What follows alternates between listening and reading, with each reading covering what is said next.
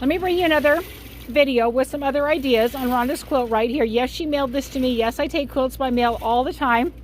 I received quite a few quilts from Rhonda when she lives here in Yuma, Arizona.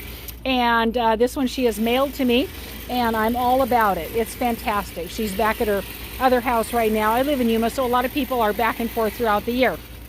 I want to talk to you about any shapes that aren't going to be a square, a rectangle, etc. Anything with an angle on it. Triangle, flying geese, half square triangles, star shapes, Lemoyne star, etc.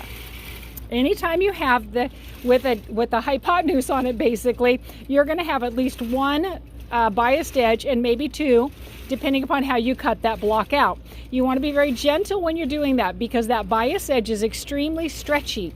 My friends, you want to be gentle with your trimming, with your measuring, with your pressing. We don't want to be scrubbing and ironing. We want to be gently pressing. And you want to do a pressing motion of up and down.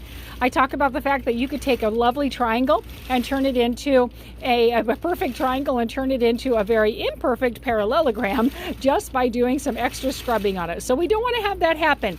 You want to take your triangles, you want to remember you've got at least a biased edge, you want to remember you might have two, and you want to deal with that. Now I can look right here. I can see that she has the weft of the fabric going this way. This one, I think the weft, it's one way or the other, doesn't really matter. But right here is going to be the hypotenuse. That means that that's going to be the stretchy side of the fabric. You want to be aware of that when you're doing your pressing. On this one, though, I'm going to say right here, this is actually the straight of grain going this way, which means both of these are going to be a bias edge. So because of that, again, very gentle in your pressing. Same with this one, same with this one.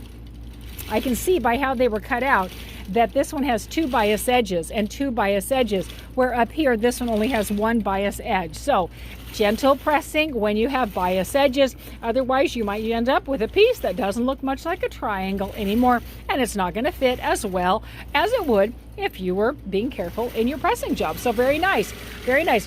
She's got triangles all along here that she has to watch out for. Again, in kind of the bow ties. She's got them here in the sections of the quilt where she's used them to cut off the edge of the blocks. Lots of triangles.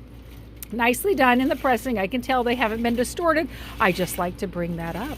I hope you're having an amazing day, my friends. Make it a great day.